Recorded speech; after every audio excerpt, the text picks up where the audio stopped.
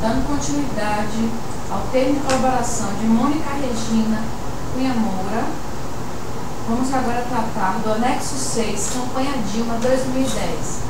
Lembrando que a colaboradora já foi devidamente cientificada dos seus direitos e deveres no âmbito da colaboração premiada, de acordo com a legislação pertinente. Pode começar, por gentileza. Ok, doutora. Bom, então, isso em 2010 era a campanha presidencial que a Dilma Rousseff foi escolhida como candidata e, mais uma vez, o partido convidou, na verdade, o presidente Lula e Palocci, que era quem falava com o João, convidou o João para fazer essa campanha. Mais uma vez, uma campanha considerada difícil, que todos diziam que era impossível, que a Dilma jamais ganharia, essas coisas todas. E mais uma vez tivemos o mesmo trâmite de todas as campanhas anteriores, como eu contei, onde o João sempre tinha uma primeira conversa política, do que queria, depois nós dois nos reunimos durante vários momentos, fazíamos um orçamento e eu ia apresentar esse orçamento. Dessa vez, meu primeiro encontro foi com Palocci e estava Vacari, que era o tesoureiro oficial dessa campanha. Na anterior, 2006, foi Felipe, do presidente Lula. Nessa, o Vacari foi o tesoureiro oficial. E ele era também, se não me engano, o tesoureiro do PT nacional, que dava de todas as finanças do PT nessa época. Então, essa conversa foi com eles dois. Tratamos dos valores, da mesma forma. Nesta conversa, mais uma vez, o Palocci usou o expediente de, durante a negociação, não fechar nada comigo de primeiro momento, sempre dizendo que precisava falar com o presidente Lula, falar com o chefe, porque ele não podia decidir sozinho. Isso era sempre Palocci que falava, o Vacari nem se tocava nesse assunto. Mas na campanha da presidente Dilma, quem decidia era o presidente Lula, que era o presidente, né, na época, né? 2010. Ela praticamente, doutora, nessa campanha, a presidente Dilma não participou de nenhuma conversa técnica, formal e financeira, pelo menos comigo, né? Não sei se lá entre eles ela participava, sabia de onde é que vinham os financiamentos. Nesse momento eu não sei, porque, como eu disse, ela era uma ministra que não tinha grandes acessos a gente nem conhecia direito. Mas quem tratou nessa campanha de tudo comigo foi o Palocci, que era o representante do presidente Lula. E nós acertamos os valores e, mais uma vez, os valores tinham que ser uma parte por dentro e uma parte por fora. Fizemos um contrato. Essa campanha completa, todos os dois turnos, custou 56 milhões de reais, os dois turnos. 56, né? Eu tenho esses números todos aqui, mas eu vou falando e se tiver alguma coisa que eu vou verificando, porque a memória é... Então a gente acertou tudo, acertamos os valores por fora, os valores por dentro. O primeiro e o segundo turno? Não. Eu já estou dizendo no global, mas a gente acertou sempre... E o primeiro turno foi quanto? Então, o primeiro turno foi 30... Não quero errar, tá? O primeiro turno foi 36. Desculpa, foi 54 milhões, agora vê, por quê? 36 no segundo turno, tinha uma praxe já nessa época de mais ou menos custar 50% do segundo turno. Apesar de ser mais curto o período, era muito mais intenso, porque daí o horário gratuito passa a ser diário, o segundo turno não tem o dia sim, dia não, que o dia é presidencial, no outro dia é para deputado e senador. Não tem mais campanha de deputado e senador, porque já foi no primeiro turno, então passa a ser diária, produção ininterrupta. O tempo aumenta, porque todo mundo tem direito aos 10 minutos, o tempo integral para o presidente, então o tempo de TV aumenta muito, de rádio, TV e tudo. Então, normalmente, é cobrado 50% do valor do primeiro turno, é cobrado no segundo. Então, a gente fez essa prática. Então, foi 36 milhões no primeiro turno e custou 18 no segundo, que dá os 54 que eu falei. Desses 36 milhões, eu não vou conseguir detalhar os valores exatos agora, mas isso eu tenho tudo, a gente tem tudo. Quem está mais recente, eu tenho tudo aqui. Mas dos 36, digamos que mais ou menos fizemos um contrato e tem um contrato também aqui, não quero parar para olhar agora, mas o primeiro contrato foi só rapidinho aqui, se eu não me engano, de 18 milhões. Não, desculpa. 34 milhões, mas aqui 34 milhões, porque estou fazendo uma confusão, perdão. A noite não me fez bem, eu estava tão bem ontem. 56 milhões foi o valor do primeiro turno. 54 milhões foi o valor do primeiro turno, perdão. sendo 34 milhões em contrato, quer dizer, eu já conseguia aumentar o valor oficial. Se a senhora perceber que das primeiras para agora eu já fui conseguindo botar mais no oficial e menos no por fora. Então desses 34 ficou 20 para pagar por fora. Tá? E o segundo turno realmente foi 50% desses 54 milhões. Cerca de 27 milhões. O segundo turno está aqui também. O contrato oficial foi... Se você acha que... Não, esse aqui é programa de... Enfim, foi 50% metade dos 54 milhões do primeiro turno. E da mesma forma, o segundo turno teve também por dentro e por fora. Os valores a gente vai... eu vou falar daqui a pouco. Certo. Desse primeiro turno, dos 54 milhões, 20, como eu disse, foram pagos por fora. Eu acho que no segundo turno, que foram 20 milhões, mais ou menos, ou 24, 25 milhões, teve mais 10 milhões por fora. E 14 ou 12 ele vai achar aí por dentro, no segundo, certo? Então, eu sei que juntando tudo eu tinha 30 milhões, mais ou menos, 25 a 30 milhões por fora para receber dos dois turnos. Foi acertado mais uma vez que a Odebrecht pagaria, como sempre foi, que eu venho contando que eles voltavam sempre a Odebrecht para nos pagar. E só que dessa vez já me orientaram a procurar já o Hilberto, que eu já conhecia de lá da Odebrecht, das outras vezes, mas não era ainda a pessoa responsável para tratar comigo. Dessa vez foi. Então, esse valor de uma compra presencial por fora é um valor significativo. Então, mas isso deve ter gerado uma preocupação de como receber. Como receber, como sempre. Toda a campanha a gente tinha essa angústia, nesse mais ainda, porque é um valor bem mais alto. Primeiro que era uma campanha bem mais difícil, e segundo, a presidente Dilma nessa campanha, o presidente Lula nessa campanha conseguiu uma coligação, se a senhora for olhar nos jornais da época, ou da própria TSE, era uma coligação de 12 ou 13 partidos que eles conseguiram juntar de apoio. O tempo de televisão dela ficou, a gente tinha um tempo de, se não me engano, quase 10 minutos no primeiro turno, que era um absurdo para era quase o tempo inteiro, a gente tinha quase metade do horário gratuito, era da Dilma, então era uma produção intensa. E fizemos esse acordo, eu fui conversar com o Hilberto, estive na Odebrecht, conversamos com o Hilberto, acertamos como seria a parte dele, a parte que ele pagaria por fora, que não foi completa, ele pagaria uma parte. Sim. A outra parte, como sempre, seria paga pelo PT, Palocci, aqueles esquemas que eles sempre faziam comigo. Bom, deu tudo certo ao princípio, a parte oficial, como sempre, quase nunca tinha problemas, atrasava a bobagem, mas era depositado no banco sempre, normalmente, sem grandes problemas, e a parte por fora, eu fui recebendo da Odebrecht. Eu recebi no Brasil, nessa época, em dinheiro da Odebrecht, 5 milhões de reais, mais ou menos, em entregas, dessas entregas que eu falei. Nessa época também foi quando o Fernando Migliaccio assumiu, digamos, oficialmente já, porque ele era um preposto do Hilberto, ele assumiu oficialmente a operacionalização dessa... Foi quando eu passei a me encontrar mais com ele, né, com o Fernando. Qual foi a época? 2010. Foi nessa campanha. Foi nessa campanha? Que o Fernando Migliaccio realmente assumiu a operação de tudo, né? E qual era o papel do Migliaccio nesse caso? A diferença dele com o Hilberto? O Hilberto era o chefe. Então ele era o chefe ele era o chefe do financeiro. Eu não sei bem qual o cargo que ele tinha lá, mas ele tinha um cargo bem importante na Odebrecht. Então com ele eu conversava, depois que o Palocci me dizia, ó, Odebrecht desses 30, digamos que seja dos 30, a Odebrecht vai pagar 20 e nós vamos pagar 10. Então acerte com ele lá como é que você vai receber esses 20. Quando eu chegava para o Hilberto e dizia, você já sabe de tudo, já sei, nós vamos pagar 20, como é que você precisa, vamos ver se dá para atender o que você precisa. E eu dizia, eu preciso de uma parte aqui, porque eu preciso pagar minhas contas, eu preciso de uma... E uma parte, como sempre, eles já colocavam inclusive como regra geral, não podemos pagar tudo aqui, uma parte tem que ser sempre por fora, lá fora. Ok, acertamos tudo isso, os valores. Eu efetivamente recebi pela Odebrecht esses 5 milhões, talvez tenha sido mais um pouco, menos um pouco, mas eu estou falando numa média de valores. E essa parte em espécie da Odebrecht? Em espécie. Quem acertava era o Fernando Migliaccio. Aí era isso que eu não terminei. Tá. Porque o Hilberto só chegava para me dizer, ó, já acertei, já sei, o italiano já me disse quanto é. Vamos fazer isso, como é que você quer? Aí eu falava, eu preciso de tanto aqui e tanto lá. Ok, então faz o seguinte, você vai conversar com o Fernando, e o Fernando ele só cumprir as ordens do Hilberto. Quer dizer, o Hilberto disse, acerte com a Mônica aí, porque ela já disse comigo que precisa de 5 milhões aqui no Brasil. Veja com ela como é que você vai fazer isso. Então ele comigo, ele fazia o quê? Ele fazia um calendáriozinho. Nós estamos em junho, aí ele botava lá o calendário dele. De cada mês, quantas vezes ele ia conseguir me dar em dinheiro, quanto, era ele que me passava as senhas. Ele era um operador, assim, digamos, do dia a dia.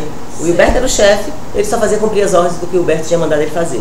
Então, onde é que esse dinheiro era entregue? Em flats, em hotéis, em São Paulo, mais uma vez. Mais uma vez eu estava trabalhando em Brasília, em 2010, e mais uma vez eu ia para São Paulo para receber Qual dinheiro. flat? Aí dessa vez eram 2 flats basicamente que eu usava. Basicamente. Você alugou esses 2 flats? Eram hotéis, na verdade. Eu chamo de flat porque é o flat lavieiro, eles chamam de flat lavieiro, mas é hotel. Sistema de hotel, diária mesmo. Eu ia, passava 1, 2, 3 dias e voltava.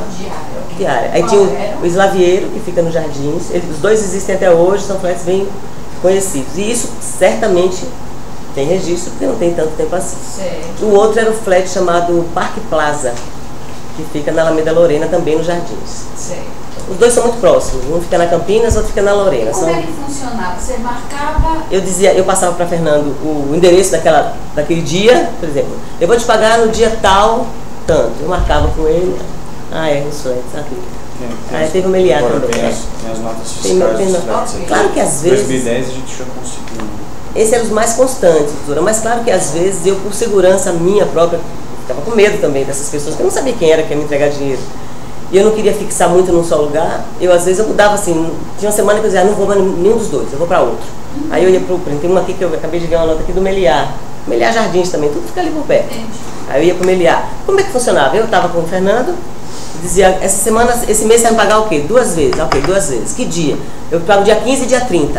Me passa o endereço, ele dizia. Aí eu passava o endereço para ele, já no dia eu ia ficar. Escolhia, vou ficar nesse endereço aqui. Então tá, então dia 15 de janeiro vai uma pessoa te procurar nesse endereço. Tem hora não, você tem que ficar lá, eu ficava o dia inteiro esperando, o dia inteiro no flat. Não tinha uma hora marcada, então, né? Então você ia, por exemplo, chegava lá de manhã e ficava trabalhando no computador esperando. E ele me dava uma senha, sempre era assim. Eu passava o endereço e ele me passava uma senha. E você ficava já esperando. combinado com os fornecedores? Com os fornecedores para receber logo depois, e na eles sequência. iam lá no hotel também? Eles iam lá no hotel também. Às vezes eu ia em algum lugar levar dinheiro para fornecedor para pagar. Eu ia levava o dinheiro. Às vezes eles iam, alguém ia pegar comigo. Você pagava em dinheiro também? Muita coisa em dinheiro, muita coisa. Porque esse dinheiro que eu pedia para receber no Brasil era basicamente para pagar contas. Não era para eu ficar com esse dinheiro, entendeu? Porque esse dinheiro então, eu queria botar no banco, né? Os fornecedores não lhe davam nota fiscal também, contrato, recibo, nada. Mas com todos eles, eu tinha uma parte por dentro, a parte por fora também. Porque como eu estava trabalhando, por exemplo, durante 4, 5 meses eu aluguei todo o equipamento de luz de cinema, muito pesado, da Movie Center. É uma empresa que trabalhava muito comigo em São Paulo. Então, assim, era muito visível que eu estava lá com o equipamento da Movie Center fazendo uma campanha presidencial por 6 meses, 4 meses, 5 meses. Todo mundo conhece isso. Eu não podia não ter nada, nenhum vínculo com essa empresa. Era estranho, podia dar algum problema. Então eu sempre fazia, quanto é que vai custar? Vai custar 500 mil os 4 meses do equipamento de luz. Aí eu, tá bom, então eu te pago, sei lá, 300 por fora e 200 por dentro. Tudo bem? Tudo bem. Então ele me emitia nota de 200, falando valores fictícios. E os outros 300 eu pagava por fora, ele não emitia nota. Para ele era bom, por um certo, todos eles adoravam isso. Pagava menos imposto. Pagava imposto, tinha dinheiro disponível. Então eles achavam, todo mundo, ninguém nunca negou. Todos esses por fora você pagava com dinheiro espécie? Com dinheiro espécie. Existe situação que você pagou com cheque, com transferência bancária? Nunca. Do por fora nunca. Justamente para não ter nenhum vínculo, não ter nenhum desses valores. Mas sempre tinha com esses fornecedores algum vínculo de pagamento por dentro. Entendeu? Eu sempre fazia uma parte. Então, desde esse ano de 2010, foram várias vezes em São Paulo para esses recebimentos. Às vezes esse meu funcionário que eu lhe falei, que eu comecei a... Como é o nome do funcionário? André. Ele às vezes ia para receber para mim, que foi a única pessoa que eu coloquei, depois de alguns anos fazendo isso sozinha, eu coloquei ele para fazer comigo, eu já tinha muita confiança nele. Como você se deslocava? Porque eram valores, digamos, significativos. 200, 300 mil reais em média. Certo? Em média, às vezes 500, às vezes 100, dependia do... E você se deslocava sozinha com esse dinheiro?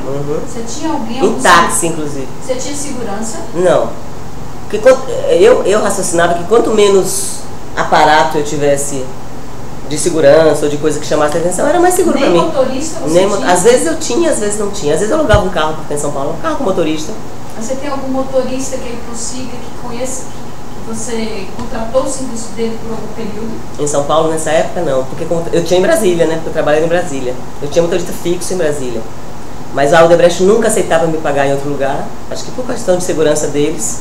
Então eu tinha que ir para São Paulo, passava 1 dia, 2 dias, 3 dias. Então fora você e o André, mas ninguém presenciou essa... E as pessoas que eles mandavam, claro, né? E o Fernando Migliatti, que é quem me me pagava, e o Berto, que sabia de tudo. Eu imagino que eles estão contando, que eles contaram isso. Imagino que na colaboração deles eles falaram, relataram esses fatos. E eles não têm por que relatar de forma diferente, porque é exatamente o que aconteceu.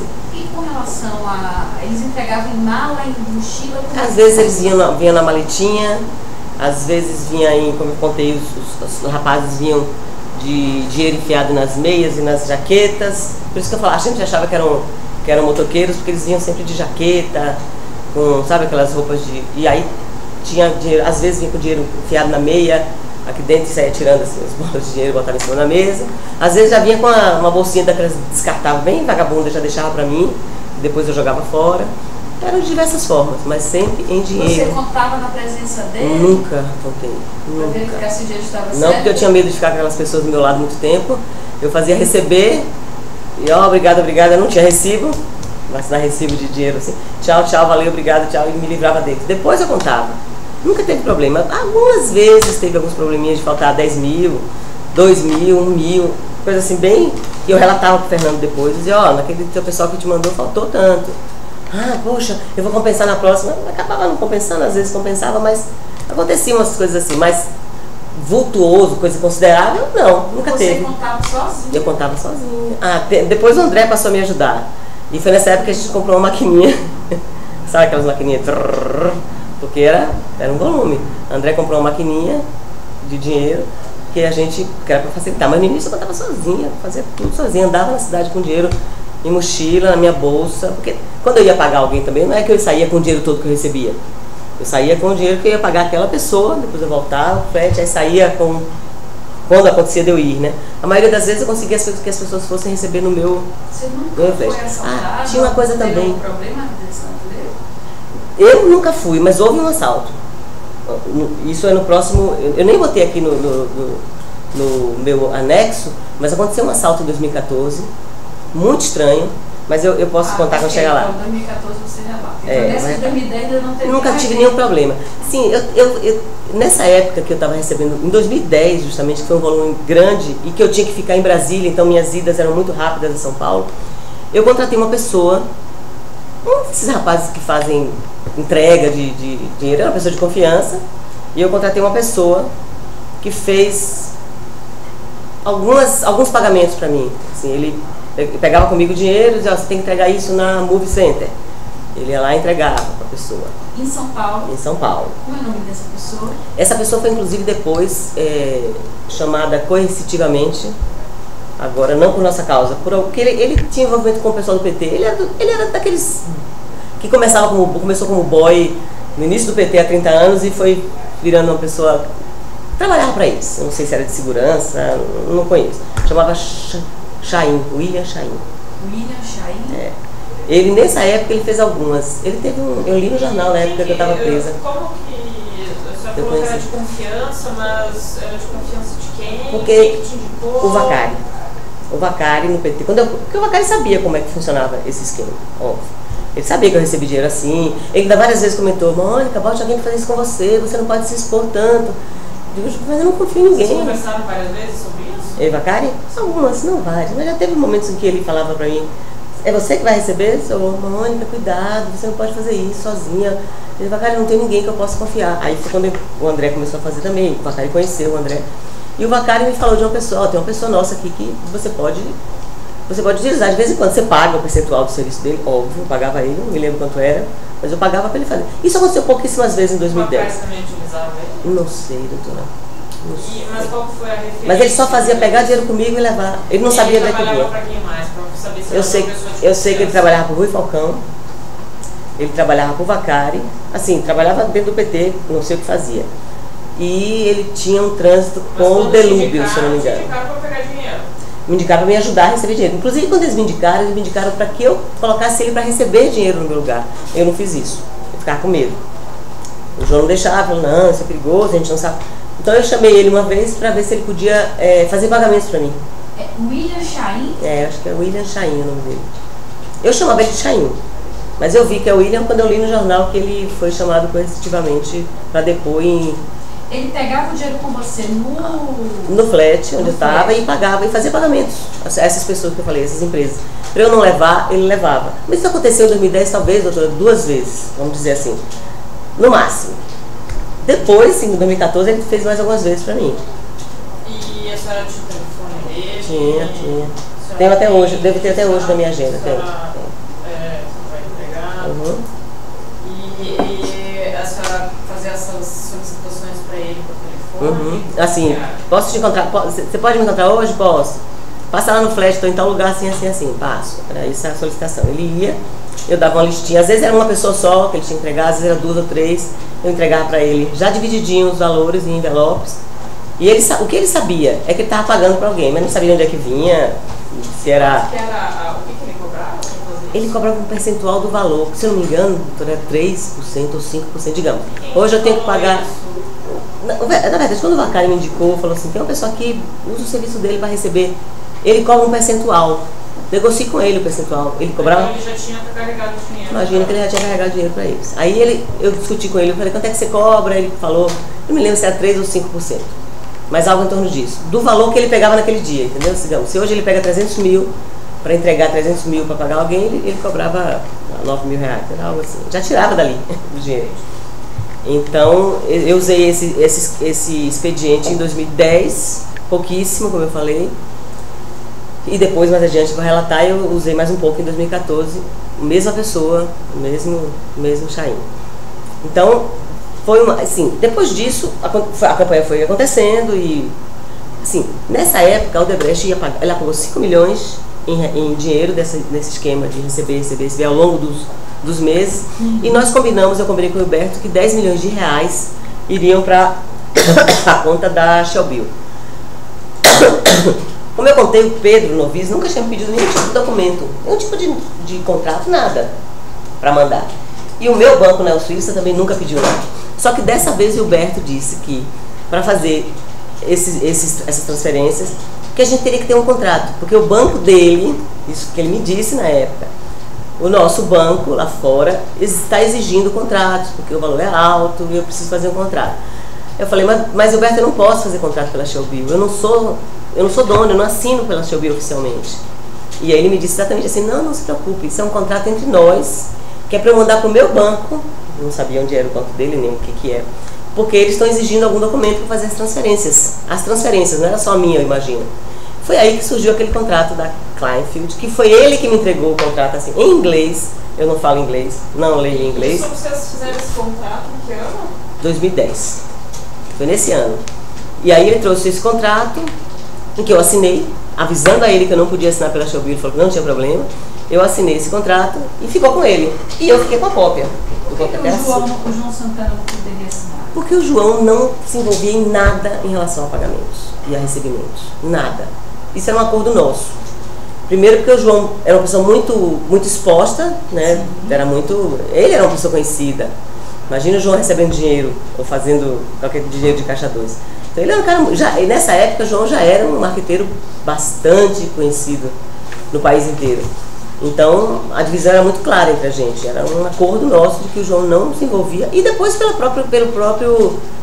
a própria personalidade de João, doutora, que é verdade. As pessoas ficam achando que eu fico querendo proteger o João, não é isso. Eu não faria isso para me prejudicar. O João não consegue lidar com dinheiro.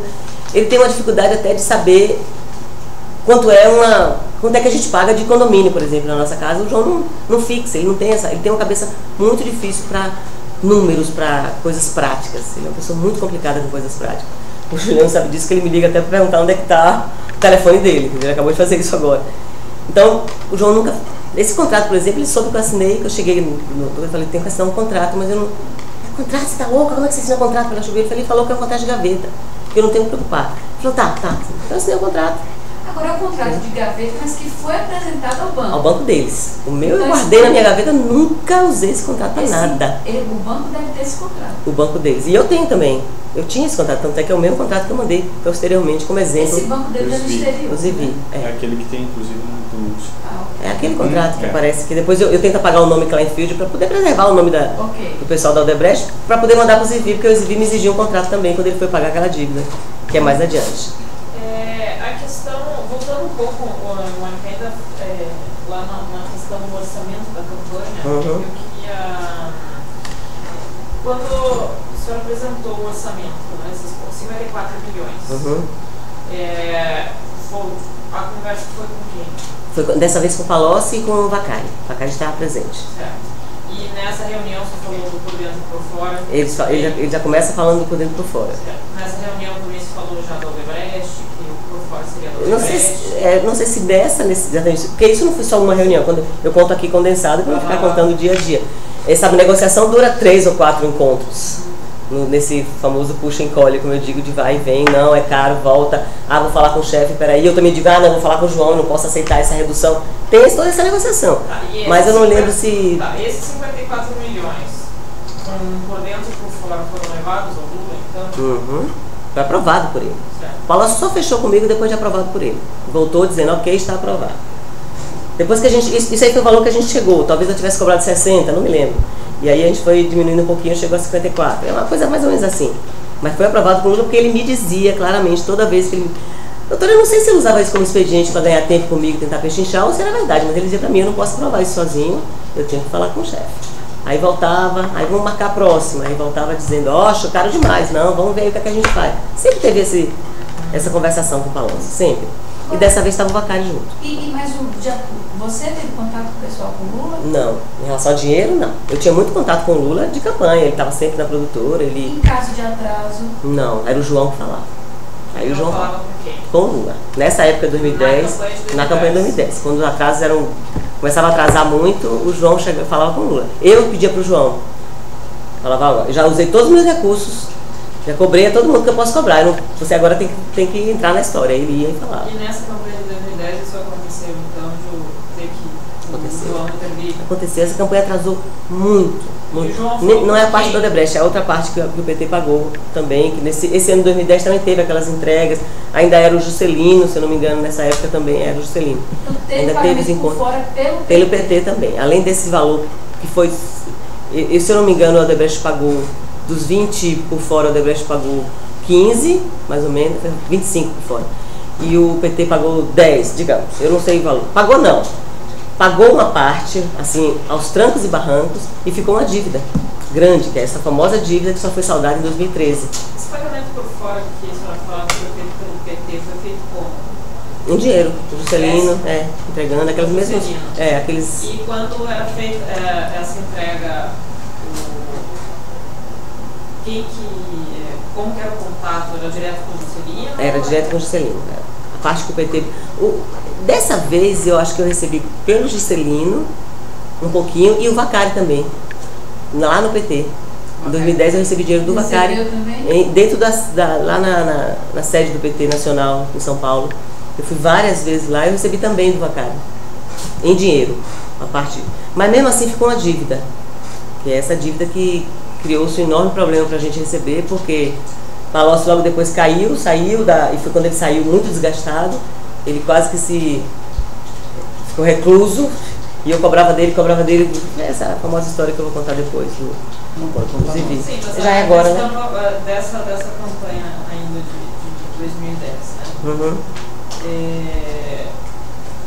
Então, o que a senhora falou, então esses pagamentos em espécie pelo PT, ou seja, o Juscelino, uma parte, e o Vacari.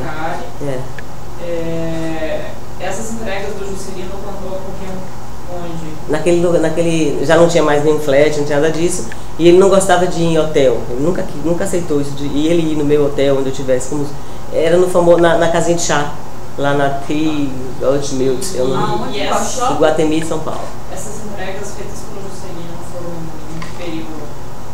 Durante digamos que de junho a outubro, junho, julho a outubro, 2010. 2010. Certo. Não foi muita coisa, eu lembro que o Juscelino não pagou muita coisa nessa campanha. O Vacari, porque a parte do PT ficou uma dívida muito grande, a parte por fora do PT. O Juscelino pagou uma partezinha, o Vacari pagou outra parte e ficou essa dívida de 10 milhões. Tá. E, bom, aí a senhora começou a fazer referência de que houve momentos em que o João teve que intervir. Como que foi essa interferência do João? Eu pedi a ele quando eu esgotava minhas tentativas com o Palocci ou com o Vacari, que eram os meus interlocutores até onde eu chegava, né? E aí eu falava com o João, tá difícil, eu não consigo receber, tá faltando tanto, eu tenho que pagar. E aí eu entrava em desespero, pedia a ele, ele ia. Nessa campanha específica, conversava com o presidente Lula. Foi? Hã? Nessa campanha específica, quando faltou, ele foi falar Foi falar com o Lula, foi. Isso não foi uma vez só, aconteceu umas 2 ou 3 vezes que ele teve que falar com o Lula. E depois que ele falava com o Lula, vinha para o Aí as coisas começavam a andar de novo um pouquinho. Mesmo assim, essa campanha foi bem difícil de receber, bem difícil. Eu lembro que depois, mesmo depois da campanha, como ficou essa dívida, e que eu ficava de um lado para o outro para receber e todo mundo me enrolava, eu falei com o Palocci que, não, conversa com o Vacari, eu estou nessa situação agora, eu quero ficar longe de tudo. Quando ele se afastou por conta do segundo escândalo da vida dele, eu falava com o Vacari, não, eu vou resolver, pode deixar que eu vou resolver. Aí teve uma vez que eu pedi pro João falar com o Lula, já depois da campanha, em 2011 talvez. O João foi conversar com o Lula, foi aí que me mandaram. Aí o João falou assim, Lula mandou você falar com o Vacari, que tem alguma novidade para você. Eu fui falar com o Vacari e ele mandou eu procurar o Paulo Okamoto, dizendo que o Paulo ia resolver essa dívida. Mas por que Paulo Okamoto? Não tenho a menor ideia. E aí, a senhora foi procurar o Paulo várias Okamoto? vezes. O Paulo me enrolou durante uns 6 meses. E o que ele falava? Vou resolver. Não, eu vou resolver. Peraí que Paulo Okamoto nessa época queria, fez a proposta de pagar por alguma empresa, que ele não me disse qual era. Você aceita emitir uma nota para uma empresa e prestação de serviço, como se fosse prestação de serviço? Eu falei, não, isso o João não aceita. Aí, tá, então eu vou pensar como é que eu faço. Isso durou, sabe aquela coisa de, eu saí da Bahia para São Paulo, encontrar o Paulo, ele me dava chá de cadeira, ele me enrolava, ele mandava eu voltar no dia seguinte, e isso durou meses. Quando eu vi que o Paulo não resolvia, eu voltei para o Palocci. E esses contatos com o Paulo Okamoto ocorreram onde? Instituto Lula, sempre. Sempre. Durante o ano de 2012. Durante 2011. Durante o ano de 2012 a dívida continuava e nós começamos a fazer a campanha do Haddad, com esse acúmulo já, de uma dívida anterior de 2010. E nesse ano de 2012 o Paulo Okamoto foi algumas vezes na produtora falar comigo, ele ia com o Lula às vezes, o Lula ia muito lá. Ele já não era presidente, ele ia gravar para o Haddad, ele ia conversar sobre a campanha, a gente ficava muito lá, na nossa produtora, que eu digo, a que eu aluguei em São Paulo, para fazer a campanha do Haddad. Foi nesse ano, mais ou menos em final de 2012, eu já com dívida para todos os lados, o Vacari me chama e fala, eu vou conseguir resolver aquela sua dívida de 2010. Isso já estava, a campanha de Haddad rolando e também já com mais problemas financeiros. E aí ele me indicou o Zivi, que eu procurei no início de 2013, que eu não sabia quem era. Ele só falou, tem um colaborador nosso que vai pagar essa dívida. E eu fui e conversei com o Zivi. O Zivi me atendeu a primeira vez, foi uma conversa super rápida, ele já sabia do assunto, ele chamava de João, foi o João que mandou, tanto é que quando ele falava João, eu me atrapalhava um pouco, porque ele fazia, eu gosto muito do João. Será que ele está falando do meu marido? Mas era o Vacari, porque eu nunca vi ninguém chamar o Vacari de João, só ele. O João já falou pra mim que tem uma dívida com vocês, né? Eu vou resolver. Só que aí o Zivi falou, olha, vão pagar lá fora, mas eu preciso de um contrato. Eu falei, ainda pedi a ele, falei, faça o contrato que eu assino. Não tenho, veja aí alguma coisa. Foi quando eu tive a brilhante ideia de recorrer àquele contrato que estava guardado lá nas minhas coisas. E eu mandei para o Zivi. Eu fui entregar ao Zivi esse contrato, entreguei ao filho dele, porque ele não estava, no envelope. Mas E com um bilhetinho. Nome de... Aí eu risquei o nome da Kleinfeld, todos, deixava só o nome da Shelby. Toda vez que citava, entre a Shelby e a Kleinfeld, não sei o que. Eu cortei o nome da Kleinfeld com aquela coisa preta, de um em um, mandei para ele e falei, a gente pode usar isso aqui como modelo. Reescreva usando sua empresa, seus dados da sua empresa, porque eu não tinha, que você vai pagar, e eu assino. Essa assinatura nunca chegou a ser feita, pra você ter ideia. Esse contrato ficou com o Zivi, ele nunca me mandou o contrato refeito por ele, e mesmo assim ele começou a fazer, no final de 2013, ele começou a fazer os pagamentos. Eu tive com o Zivi umas 3 vezes no máximo, uma com o filho, como eu falei, e 2 vezes com ele nesse escritório dele no Rio. E nós combinamos que ele pagaria em 10 vezes essa dívida. Na cotação da época, os 10 milhões dava 5 milhões de dólares. E ele falou, eu vou te pagar em 10 de 500 mil dólares. Eu falei, tá, eu topava qualquer coisa para receber aquele dinheiro, que já tinha um aniversário, né, fazendo 2 aniversários. Efetivamente, no final do ano de 2013, o Zivi começou a pagar a dívida e terminou pagando em 14 só. Que não pagou toda, desculpa, não pagou toda, porque nas últimas parcelas, que faltavam 2 parcelas, porque ele atrasava muito, não é que ele pagava todo mês certinho, não, isso foi, era mês pagava, mês não entrava, aí eu... Aí ele nos últimos meses já estava Lava Jato bastante, eu acho que ele ficou com medo, ele levantou. Ele pagava? Lá na Shell Bio, tem extrato aqui, pela empresa dele que chama Gypsy. Ele só pagava na Shell Bio? Só. O Zivi pagou a dívida toda, a parte toda que ele conseguiu pagar, que no caso não foram os 10, pagou 9 milhões, né, 4 milhões e meio de dólares. Ele pagou toda na Shell Bio através dessa empresa dele chamada Gypsy. Então foi um total de 4 milhões e meio foi pago nesse ano. Nós temos aqui os extratos da Shell Bio com esses depósitos. Nós temos os contratos firmados da campanha, passagens, notas fiscais de hotel, e eu tenho também, achei depois, o doutor já sabe, alguns e-mails trocados entre eu e o Zivi, e outro e-mail entre eu e o Bruno. E eu tenho um contrato, ele chegou a mandar o nome da empresa, que não era Gypsy, era Eagle, Eagle não sei o que, não sei se assim se fala, porque em inglês escreve Eagle, E-A-G-L-E. Ele chegou a mandar por e-mail para mim o nome da empresa, dizendo, é essa empresa que eu vou fazer, que nós vamos fazer o contrato. Mas o contrato nunca chegou a ser assinado. Talvez ele tenha até mandado para mim o contrato, mas nunca foi assinado. Esses e-mails a senhora vai juntar. Já está no computador que eu vou deixar com vocês. Tá tudo. Então isso não está aqui, mas nós temos e-mail, tá? Os valores que a senhora recebeu lá fora, na Shell Bio, da Odebrecht, foram, qual foi o valor?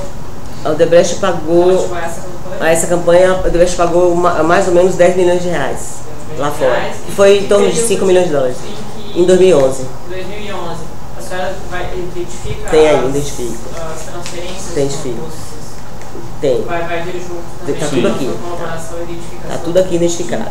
As transferências relativas a essa campanha, exatamente. Que foi pago em 2011 só. Começou a pagar, ele pagou em várias etapas, em várias parcelas.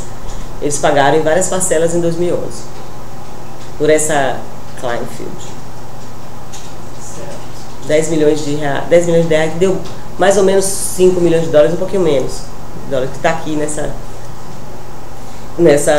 nossas. E essas transferências foram feitas pela Odebrecht, já estava acertado, a senhora só foi lá receber isso? Eu nem ia, eu só tinha notícias do meu gerente quando ele mandava. Tá, mas na Odebrecht a senhora não tinha que negociar nada? Não, depois que foi acertado tudo e o pagamento em dinheiro foi feito, o pagamento em dinheiro, que foi 5 milhões, foi feito todo ao longo da campanha, no Brasil. E os 10 milhões ficou para eles saldarem logo depois. Eles não fizeram nada no final do ano, a campanha terminou em novembro. Em dezembro todo mundo se dispersou, eu também viajei. No ano seguinte eu voltei para cobrar, tive mais uma vez com o Roberto, para cobrar esses depósitos e ele começou a fazer. Aí, volta e meia, o meu gerente me mandava uma mensagem de WhatsApp ou um e-mail dizendo, entrou tanto. Ou ele vinha no Brasil e mostrava, daquelas... Eu avisava ele, vai entrar, eu tenho uma dívida, que o pessoal vai me pagar aí a campanha. E aí ele me trazia um extrato, onde tinha lá, esse extrato aqui, onde tinha as entradas. Então eu fui acompanhando e efetivamente eles pagaram tudo. Toda a dívida deles, né, da Odebrecht. Foi toda saldada. E ficou essa dívida que eu contei da história do Zivi, que foi saldada 2 anos depois. Só uma pergunta que agora me ocorreu. A senhora falou que em algum momento a senhora entrou em contato com o Paulo Camoto para ele resolver essa questão do pagamento pendente. O contato que a senhora fazia com ele era por telefone? Era por telefone. Eu tenho o telefone do Paulo Camoto até hoje. Está também na agenda que eu vou deixar aqui, na agenda do meu computador. E o Paulo Camoto sempre marcava, mandava eu ir no Instituto Lula. Passe aqui para a gente conversar. Eu ia lá. Eu acredito, doutora, que o Paulo Camoto, quando a coisa ficou muito complicada, que eu pedi ajuda ao João já em 2011, que acabou a campanha e não pagavam, ninguém pagava, e o Palocci meio que sumiu, o João foi falar com o Lula, da dívida, falou que tem uma dívida. Aí eu acho que foi o Lula que indicou para procurar o Paulo Camoto, porque o Vacari me chamou e falou, procure o Paulo Camoto, ele vai resolver. Depois eu voltei para o Vacari e não resolveu nada, ele me enrolou durante meses e continuou a dívida. E o Vacari foi quem achou essa solução aí, do Zivi pagar essa dívida. Só quem falava com o Lula era o João. Só quem falava com o Lula era o João. Mas o João falava com ele voltava dizendo, eu cobrei do Lula, ele falou que vai resolver. E ficava nisso. Toda vez que eu tinha muita dificuldade, eu esgotava as minhas tentativas, para não gastar muito essa coisa do João ter que ficar cobrando. A senhora também conversava com dívidas assim? Não recorreu a ela? Nesse ano de 2010? Não, nunca recorri a ela em 2010. É bom você esclarecer que os atrasos referentes ao Caixa 2. Sim, sim, os atrasos eram sempre referentes à Caixa 2. Os atrasos de caixa normal, de ou de oficial, aconteciam, mas eram pequenos. Era assim, todo dia 30 eu deposito o valor X, que é o nosso... Aí às vezes demorava 10 dias, 15 dias, mas já depositava. Eu não tinha problemas, o meu grande problema sempre foi o Caixa 2. O atraso era da parte do PT? Era da parte do PT. A Odebrecht nunca tive problemas também, assim, de atraso. A Odebrecht sempre pagou as coisas que eram acertadas, que ficavam a parte dela, ela sempre pagou direitinho. Algum atraso, alguma vez eu vou depositar esse mesmo, depositar, mas nada de gritante. O PT, que eu sempre tive problema com o PT para receber dinheiro. Só uma questão, a senhora falou, né, no início da sua exposição que o esquema seria de recebimento pelo Odebrecht, o Palmas teria indicado que a senhora fosse procurar o Odebrecht, alguma outra empreiteira nesse ano utilizava? não. Era sempre, era até então eles mantinham aquele plano de nos salvaguardar, como foi a promessa feita em 2006, que a gente não ia ter problema, que eles eles chamavam de os alemães, né? Não, se preocupe que os alemães vão resolver com você. Porque acho que eles são alemães, são descendentes. Ou então os conterrâneos, seus conterrâneos vão resolver, eles sempre falavam assim. Mas até então não tinha entrado ninguém na nossa rota de pagamento, só o Odebrecht. Foi aí que entrou o Zivi por conta dessa dívida. E eu acabei aceitando, porque eu já tinha esgotado todas as minhas possibilidades de receber esse dinheiro. Eu já estava... Eu precisava que você de novo relatasse as provas que você tem nesse caso. Então, nesse caso eu tenho os extratos da Shellbill, da conta na Suíça, todos esses, inclusive tanto do pagamento do Zivi como dos pagamentos da Odebrecht. Eu tenho os contratos firmados, os contratos oficiais firmados. Eu tenho várias passagens para São Paulo, e é uma prova porque eu não tinha trabalho em São Paulo esse ano, só tinha trabalho em Brasília. Eu ia para São Paulo frequentemente receber dinheiro. Eu tenho os hotéis, notas fiscais dos hotéis utilizados para receber esse dinheiro. Isso aqui não é daqui. Eu tenho, e aí não está aqui, mas eu tenho também os e-mails trocados com o Zivi e alguns e-mails trocados com o Bruno, filho do Zivi, tratando desse pagamento, dessa dívida. Então está tudo isso está aqui no meu computador. Tem várias coisas no meu computador referente a esses pagamentos. Alguma outra fato que você gostaria de relatar? Não, alguma coisa, doutor, que eu esqueci? Não, né? Não, acho que é isso.